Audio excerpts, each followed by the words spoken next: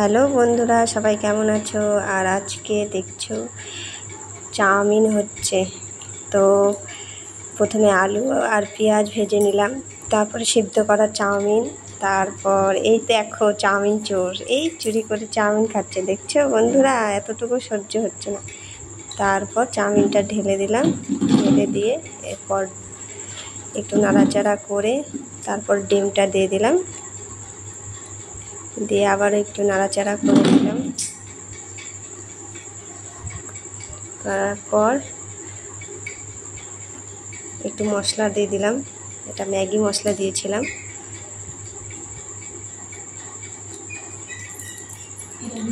Maggi মশলা দিয়ে একটু নাড়াচাড়া করে নিলাম। করার পর এই যে প্লেটে আমার দুষ্টু সোনাকে দিব। এবার বলছিলাম বাবাকে, বাবা কেমন হয়েছে বলো তো। তাই বলছে দাঁড়াও খেতে দাও আমাকে। এই যে আমাকে দেখাচ্ছে খুব ভালো হয়েছে।